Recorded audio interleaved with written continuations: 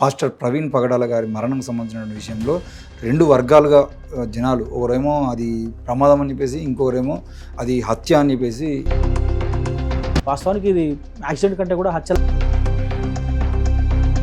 ఒక్కని అరెస్ట్ చేసినారా? ఒక పేరు చెప్పండి చూద్దాం. He was a humble and generous man. He was not a person who takes revenge. He forgives everybody. We are here to forgive everybody.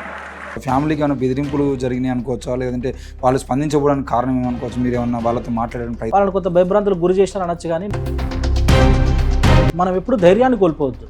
ధైర్యాన్ని కోల్పోవడం మరణంతో సమానం.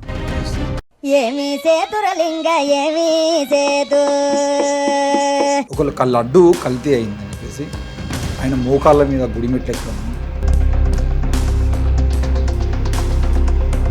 అంటే సనాతన ధర్మం సంబంధించిన విషయంలోనే స్పందించే పరిస్థితులు కనబడుతున్నాయి, లేదంటే ఈయన నిజంగా ప్రజల కోసం స్పందించడానికి పరిస్థితులు ఏమైనా కనబడుతున్నాయి? వాళ్ళ ఇబ్బందులు కానీ ఎట్టి పరిస్థితులను పట్టే పరిస్థితి పవన్ కళ్యాణ్కి లేదు. ఏం చేశాడండి పవన్ కళ్యాణ్?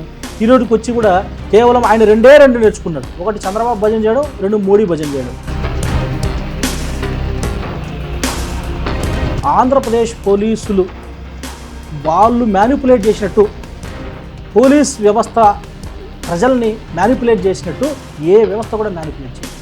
నేను ఈ మాట పైన ఎప్పుడు స్టాండ్ అయ్యాను. ఈ పోలీసులు నమ్మి నిర్ణయాలు తీసుకునే పరిస్థితి మాత్రం లేదు. రాష్ట్రాన్ని నాశనం చేస్తూ ఉన్నాడు, ప్రజల సొమ్ముని అంతా కూడా దుర్వినియోగం చేస్తామని చెప్పి మాట్లాడి ఈరోజు చంద్రబాబు నాయుడు అధికారంలోకి వచ్చిన తర్వాత ఆంధ్రప్రదేశ్ రాష్ట్రం అప్పుల రాష్ట్రంగా తయారైంది. నీ సొంత హెరిటేజ్ ప్రైవేట్ కంపెనీ కోట్ల లాభాలు నడుస్తుంది, ప్రభుత్వ సంస్థలంతా దివాలా తీస్తాయా? బందెల గౌతమ్ కుమార్ అనే వ్యక్తి బీఎస్పీ పార్టీ రాష్ట్ర అధ్యక్షుడు కావడానికి ఎన్ని కోట్లు కట్టింది?